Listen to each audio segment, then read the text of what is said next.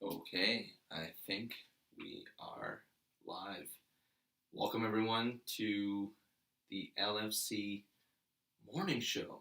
So yes, this is a new venture I'm going to try out on YouTube live. If you've seen any of my work, well, I've tried to make some videos in relation to pre-match analysis, post-match analysis, and just about Liverpool in general as to how I started, well, becoming a fan, what Jurgen Klopp has meant to this team, and, well, time is limited, editing is a bit tough, so with time constraints and whatnot, I thought I would try YouTube live and to see how that fares. And so, cheers, everyone. Welcome to the morning show. My name is Tarek, and welcome back to the channel.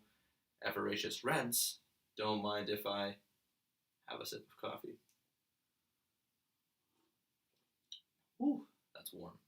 I think the time is 6:25 a.m. So yes, very much so morning here in Vancouver, British Columbia, Canada. So basically what I wanted to talk about today, or what I'm hoping to talk about every day, or as often as I can rather, is any updates, news, whatever in relation to Liverpool. And since the last video I made was about the pre-match analysis for Crystal Palace, the topics I wanted to cover today were the Crystal Palace post-match analysis, at least what I thought of the game, and most recently, the game against Norwich City in the Carabao Cup. And I thought that is where I'm going to start. Actually, today's morning show is going to be talking about last night's game against Norwich City. So, a few things have happened, but let's kind of go through as to how Liverpool lined up in that game. So, League Cup game happened yesterday on a Tuesday night on the back of a Crystal Palace match on Saturday. So they had Sunday and Monday, and then you have to go right away to Norwich City. And obviously, seeing as the fixtures are coming thick and fast, we're going back to 2 to 3 times per week of games. Liverpool have to rotate their squad, and that is what is going to be crucial for this season. As well, I think the League Cup, or extra games rather, provide an opportunity for the fringe players and the youngsters to get an opportunity to at least showcase their talents, number one, get minutes under their belt, and so if needed by the senior team on, let's say, Premier League days or Champions League days, they can slot in, and it's not so much of an adjustment. Although, it always will be that, those nerves for a Premier League or a Champions League game, I can only imagine. But having some minutes under their belt will definitely help. And so, Liverpool fielded a very different team than usual. So in goal was Kelleher, and I was just looking it up. Kelleher's only 22 years old, and that's, it's a bit scary if you're on my side of things, as, I still feel relatively young, but the reality is that I'm not. And now I'm going to be seeing players more and more who are far younger than myself debuting for Liverpool, which is amazing, and like I said, a little bit scary. And so, so Kelleher was in net. On left back, we had Kostas Tsimikas. We had a center back debut for the first time together in Joe Gomez on the left and Konate on the right. At right defense, we had Connor Bradley, another Liverpool youngster. So like I said, Kelleher was 22 years old. Is 22 years old. Connor Bradley is 18 years of age. That blows my mind. At defensive mid, we had Curtis Jones, who I also believe he's 20, I think. still relatively young, although it feels like he is a senior member of this squad. Well, the reality is he is because he has been in our squad for so many years, but he's only 20. So he played the defensive midfield role last night. We had Naby Keita on the left. We had Oxlade-Chamberlain on the right. And then up front, well, we had a few interesting players line up for us. So on the left, we had Takumi Minamino. And so the guy we bought from Red Bull Salzburg, well, he was starting on the left. We had Divock Origi up front. And then we had 16-year-old Cade Gordon start on the right. And I'm not saying that wrong. It's 16 years old. And so that is something incredible. When you really looked at Cade Gordon's face, you just realize how much of a baby he is. And when he's playing soccer, well, he looks extremely comfortable out there. And so, yeah, if you guys didn't watch, Liverpool were winners in that game, moving on to the next round, winning by a score of 3-0. And so, I thought the game started out well. We were really pressing really hard. It came, our first goal came in the 4th minute, if I'm not mistaken. Came from another set piece. Basically a header from Divock Origi into open space. Takumi Minamino with his back facing to goal. Turned right around. Just one touch, smack dab right through the wickets of Norwich City keeper Angus Gunn, who I recognize from Southampton, but actually, he's now at Norwich City and used to be the property of Man City, so he's been traveling a little bit. And that was a great goal for Minamino because as a fan base, we've obviously heard lots or have spoken lots about the lack of signings coming in this window. Well, we have Minamino, and a lot of people have written him off. And, I mean, obviously, if you don't see him, then you're going to forget that he's a part of the squad or that he's capable of playing. The reality is we signed him from Salzburg after his impressive display against us in the Champions League a couple years ago. And so, well, although he hasn't, I guess, kickstarted his Anfield career, and after going on loan to Southampton last year, well, he's back with the squad and obviously won't get the minutes that he did at Salzburg. But I think he does have a place in the squad. And the reality is we have to trust Jurgen. Jurgen did not want to sell him. Jurgen didn't want him to go out on loan.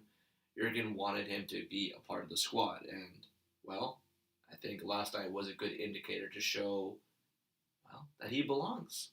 I know it's one game, it's a small sample size, but, we as a fan base have to believe in what Liverpool are doing. Yes, we don't spend as much money as the other top clubs, and, hey, you know what?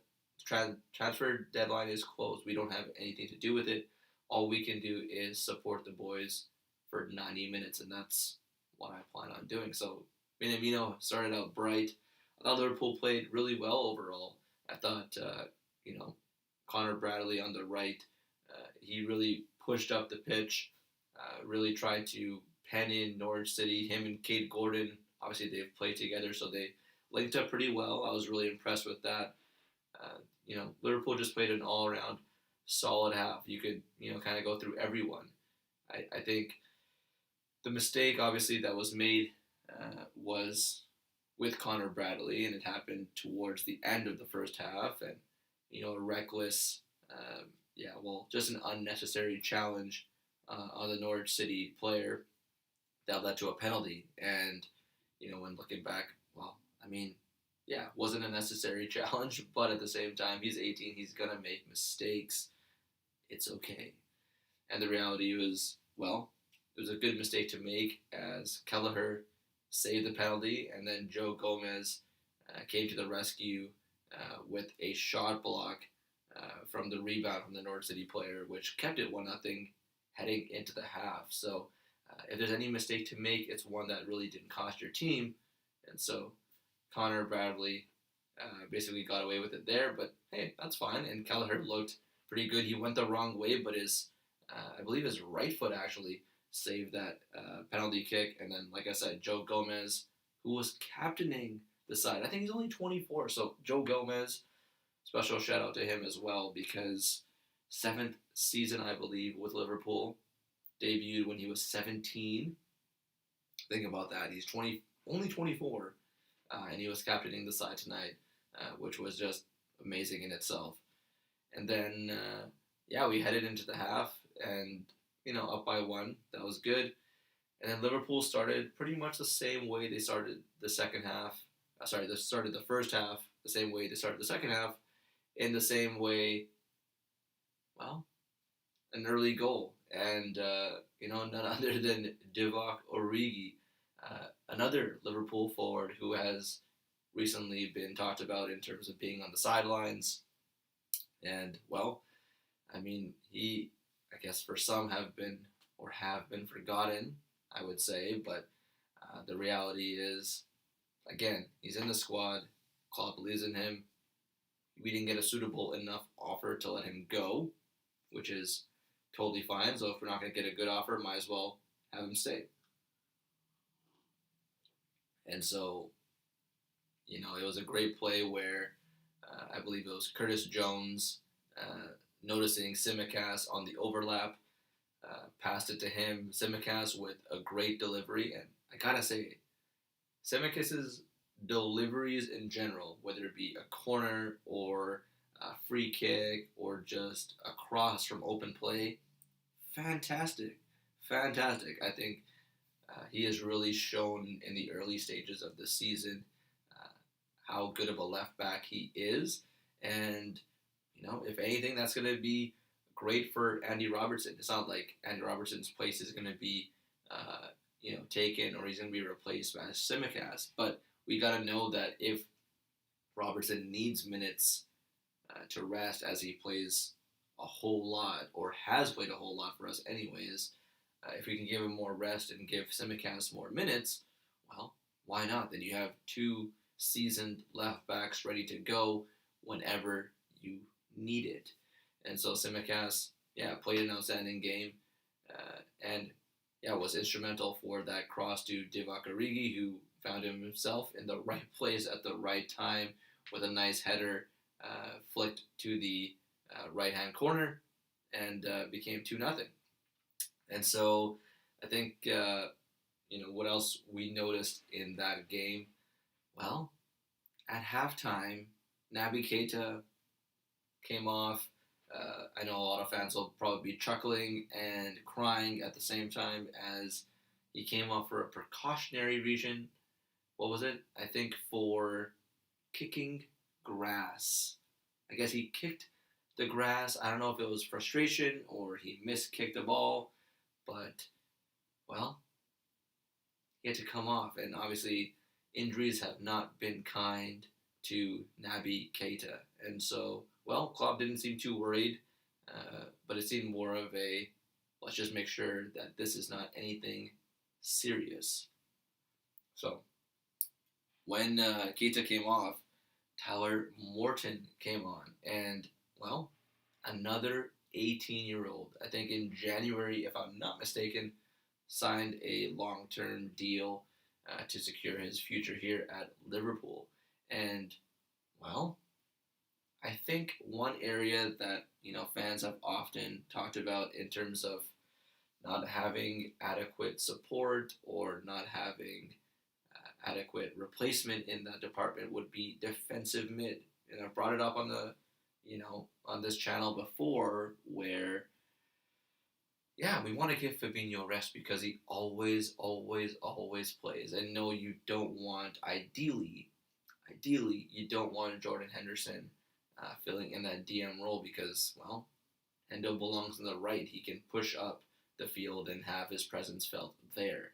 And so, I know it's early days. I know it's one game. I know it's the League Cup against Norwich City, but Tyler Morton looked extremely impressive on the ball, being able to control that midfield, control the tempo, ensure that Norwich City weren't having their attacks or chances rather like they did in the first half, because Norwich City did have a good spell there in the first half where they were able to come into play, but didn't really happen so much in the second half. And I think that's a big credit to Tyler Morton.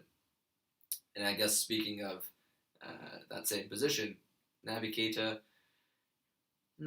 didn't really show too much on the night, which was a bit disappointing, to be honest, as I thought, in a League Cup game, minutes under his belt would, show a little more, but, wasn't obviously meant to be.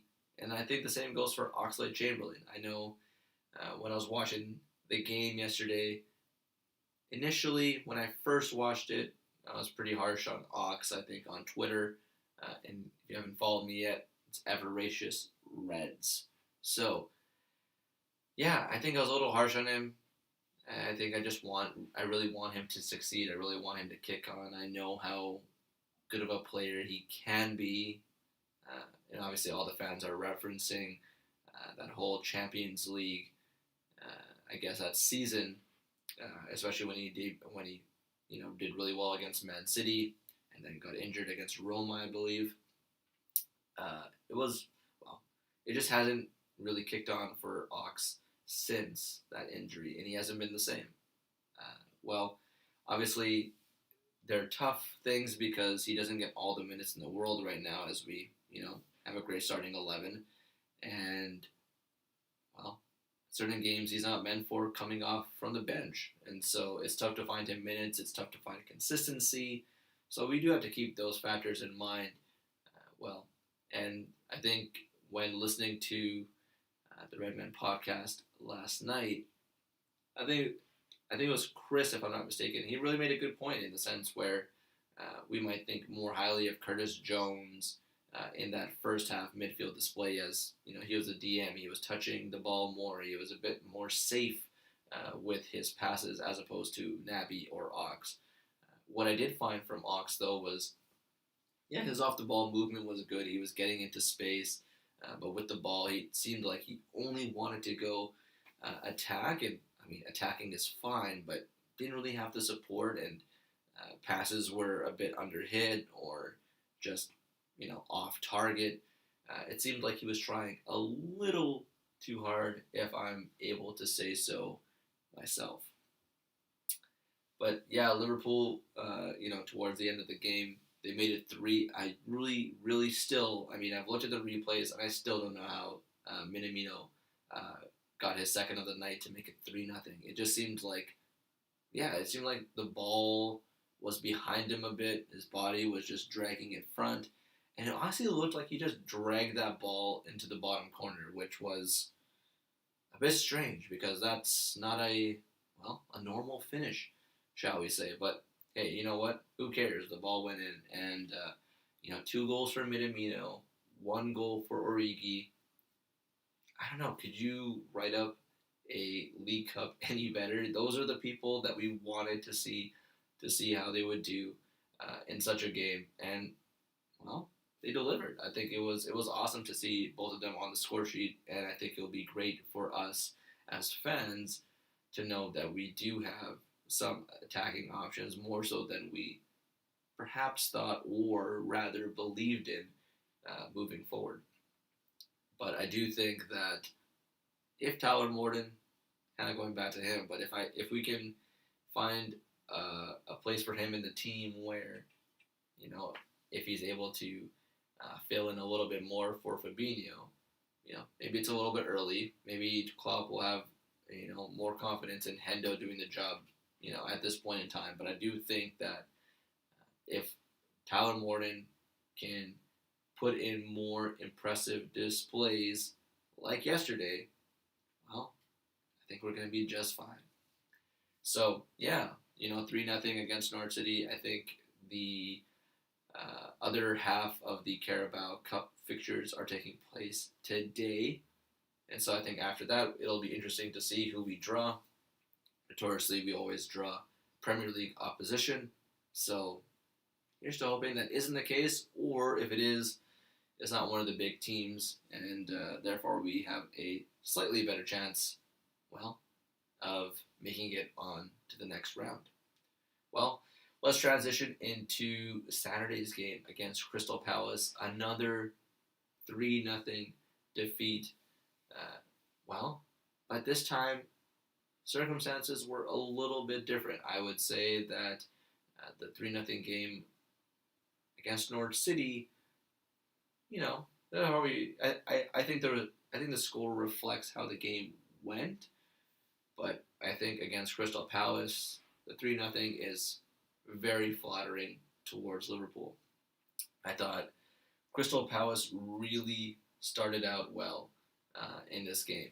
They kept putting pressure on in the first couple minutes, and obviously Conor Gallagher's looped ball towards Wilf Zaha.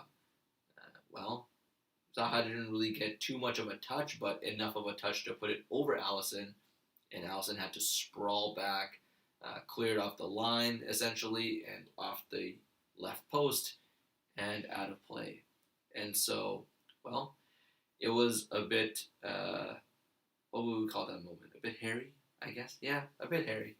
It was a scary thing, obviously, and in the first couple minutes, you expect at home, you know, to kind of set the tempo, but it was really Crystal Palace who was doing that to start. And so I gotta say that obviously it was a different Crystal Palace than the Crystal Palace we're used to seeing, the one being managed by Roy Hodgson in a simple, structured 4-4-2. I think Patrick Vieira has obviously wanted to bring in a little bit more fluidity, a little bit more pace, and you know, I think Crystal Palace was pretty dangerous. Um, so I'm curious to see as to how they do over the season. I think Liverpool were okay. I think they grew into that first half pretty well. I think it took some time, obviously, but I did think they had their moments. And I just think, well, we had one big opportunity that fell to Diogo Jota. And for whatever reason, and I hate to say this, but man, that was a miss. That was, that was a real miss. I think it was, I forget who it was actually, but whoever crossed it in or took that shot, essentially the rebound spilled to Jota, and he had, I guess, a couple of options.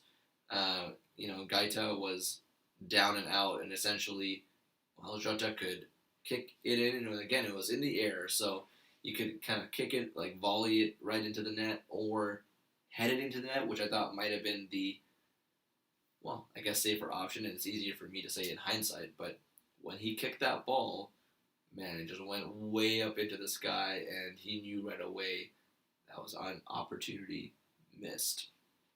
But with that being said, Liverpool did get on the board at the end of the first half, again from a set piece. So that has been a theme that we have seen in the past few games, is Liverpool capitalizing on set pieces. Mo Salah did a great job peeling off on the corner right to the near post, headed it. Gaita was only able to parry it away towards the back post, and right place, right time, Mr. Sadio Mane with a nice rebound to make it 1-0. I think before I go any further, let me just, I guess, go through the lineup. I probably should have done that in the beginning, but we had Allison in net. We had Shimikas again on the left, so giving Robbo a break like we talked about was great, and it was good to see Shimikas get back-to-back games with Crystal Palace and Norwich City.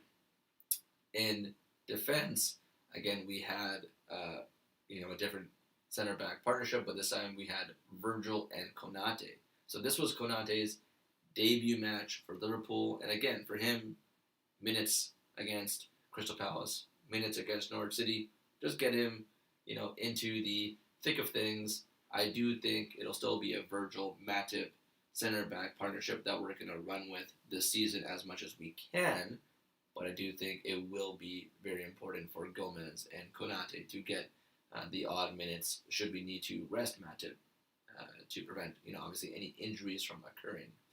And then on right defense, well, it should have been Trent, but apparently he was really sick, and so guess who signed up? Guess who signed up to take right back? Well, Mr. James Milner, the always dependable, always Mr. Reliable. And at 35 years of age, I think a lot of the fan base was panicking because Zaha plays on that left hand side, attacking James Milner's right hand side flank. And, well, Milner does not have the pace that Zaha has, and I think a lot of people were scared that he was going to get burned. Well, in reality, James Milner pocketed Zaha. Can I say that? I think I can. I think it sounds nice to say that. He pocketed Zaha. He did a fantastic job. And I think BBC in, what was it, Match of the Day, came up with a graphic where he was first in every category, whether it was tackles, passes, I think passes into the opposition end, crosses, distance covered, like 10 point something kilometers. James Milner did in that game. So big shout out to him for being able to fill in. Especially with that whole back line. Like, look at it. You don't have Trent, so Milner's in there. You have Konate, debut. You have Virgil, the senior man who is supposed to lead that side. And then you have Shimikas, who's also, we signed him last year, but, with COVID and with all the injuries we had last year, really didn't get to debut. And so that is a real makeshift back four. And so the fact that Shimikas, Virgil, Konate, Milner were all able to play together and keep a clean sheet, well, that is huge for us. In defensive mid, we had Fabinho on the right side of midfield. We had Henderson. And then on the left-hand side, well, I guess I'm forgetting that at the moment, so give me a second. But I know, I think it was Thiago. Oh, yeah, it was Thiago. That's what happened. It was Thiago who started on the left-hand side of mid, but fortunately picked up a calf injury. So, with him having a calf injury, well, it happened in the second half anyways, but with him having a calf injury, with Keita being out for maybe kicking grass, potentially, I think we might see Curtis Jones kind of go into midfield for Saturday's game against Brentford. So just keep an eye out for that, but I do think that if someone is going to step up, I was really impressed with Curtis Jones last night against Norwich, so I think he might step up. So, yeah, Thiago started on the left side. I thought Thiago played really well. He was able to, spray the balls like he normally does. He's great at dictating tempo alongside with Fabinho, and having Hendo there was, amazing. It was a good midfield. That's probably our midfield moving forward. If they're all healthy, that is. And so, I was impressed by them. Liverpool, often have them as the engine of the team, and, they definitely worked hard. Fabinho was everywhere once again. It was just, it was awesome to see. And then up front, we had, again, Sadio Mane on the left, Jota up the middle, and then Salah on the right. And so, I thought, again, Mo Salah, dominant throughout the game. I thought Jota, he was there and thereabouts, but, wasn't, I guess he didn't stand out too much apart from his glaring miss. And then Sadio Mane, right place, right time at the end of the first half. That was awesome to see. I think in the second half, Crystal Palace started the second half the same way they started the first, where they put on a bunch of pressure. And, we were lucky to not pay for it. The most, I guess, their biggest opportunity, rather, was Edouard when he subbed in. I think the new match from Celtic. I think against Tottenham, he came on, and within 30 seconds he scored a goal and scored another one later. So to score two on his debut was super impressive. He looks like a real threat moving forward. But it was really, really important for Alisson to have his head in the game in this one, because it was not that he had to make big saves, right? It wasn't like he had to make,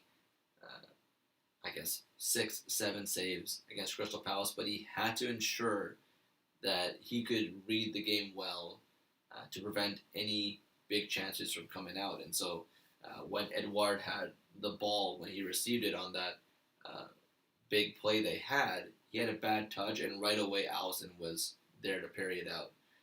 And that's what we need from our goalkeeper.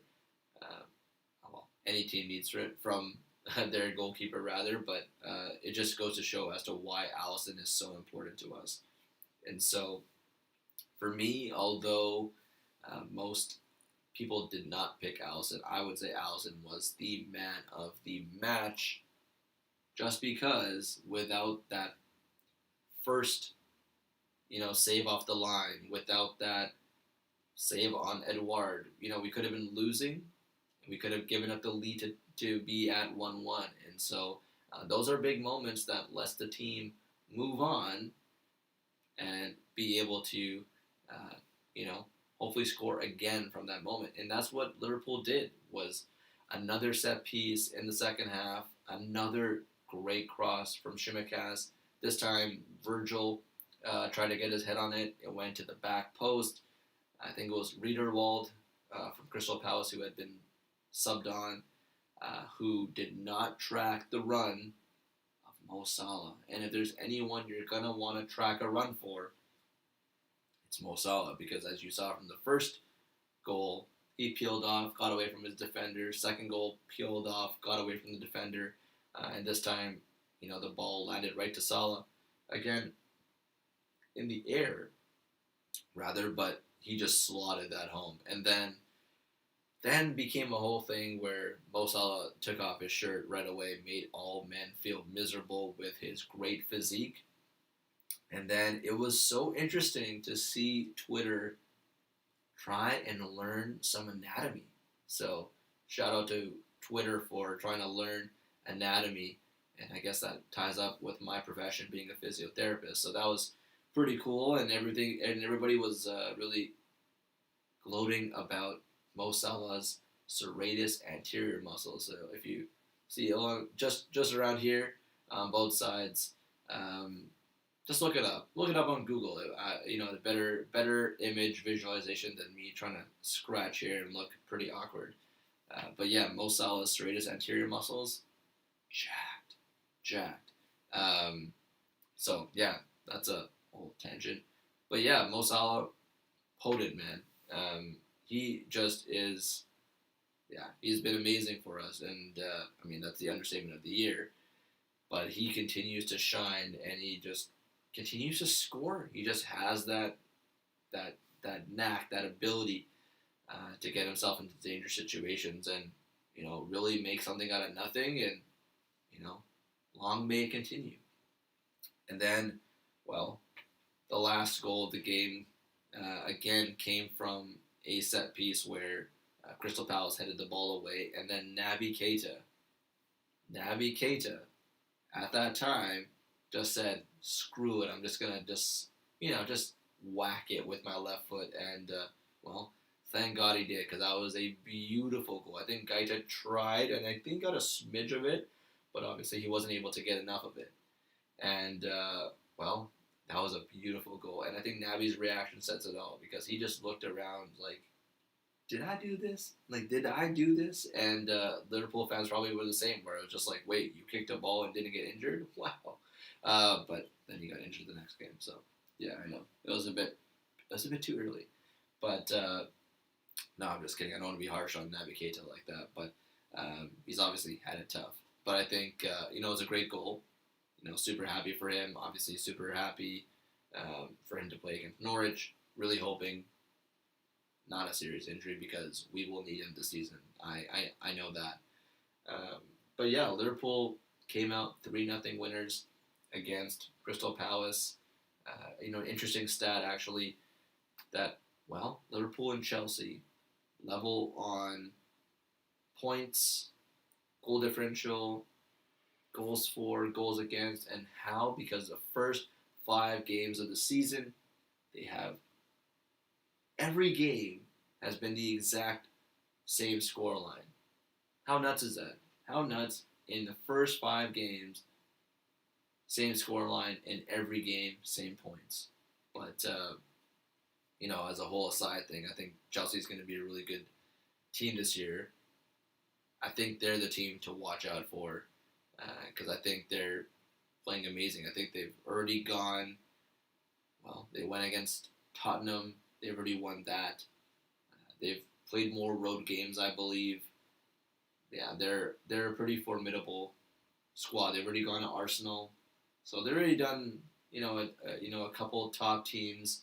Well, I don't know if we're gonna call Arsenal a top team rather, but they've gone to bigger teams, shall we say, and put in impressive displays. So that's something to watch out for moving forward. But yeah, I think it'll be very interesting. I would say how Liverpool is going to be lining up against Brentford this Saturday because, well, I don't know. Yeah, I think there's a lot of options. I think we can discuss it, whether that's tomorrow or Friday. But yeah, there's a lot of decisions moving forward. I think it's exciting. I think all the debuts for the three youngsters yesterday was impressive to say the least. I'm super happy we got to see that. They all played really well.